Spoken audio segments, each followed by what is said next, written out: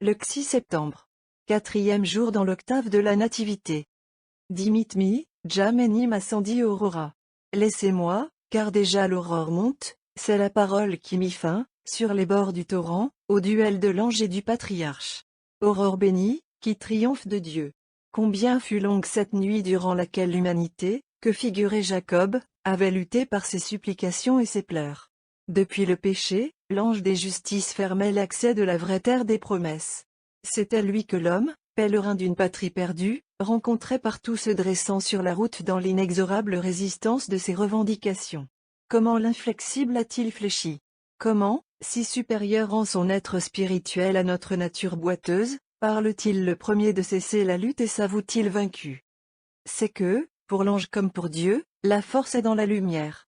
C'est que, resté jusqu'ici dans la nuit profonde, la terre a soudain renvoyé aux cieux plus de splendeur que n'en déversent tous les chérubins sur les dominations, les vertus, les puissances, les principautés, près desquelles l'homme était si petit naguère. C'est enfin que dans l'aube naissante, qui déjà le subjugue, l'ange des justices prévoit le soleil. Même, le soleil de justice qui se levant du sein de l'humanité va répondre pour elle. L'homme n'est plus un paria pour l'ange. C'est Israël, le fort contre Dieu. Traiter avec lui n'est plus dérogé. Céder devant lui n'est point une humiliation, l'aurore monte.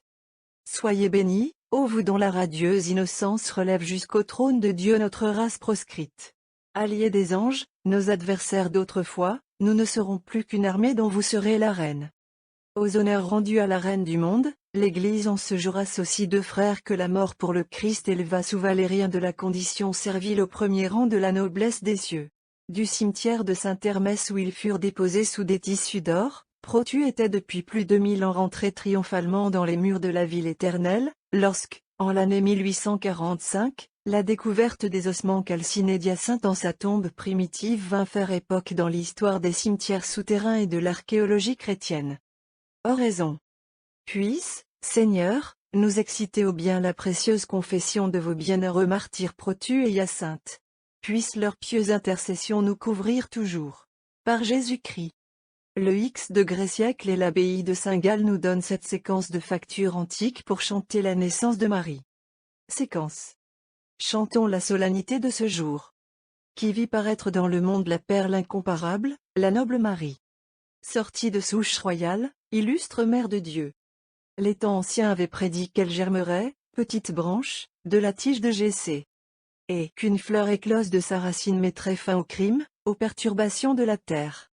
Ces vieux aïeux, la bouche pleine de prophéties, attestaient au nom du ciel sa venue future.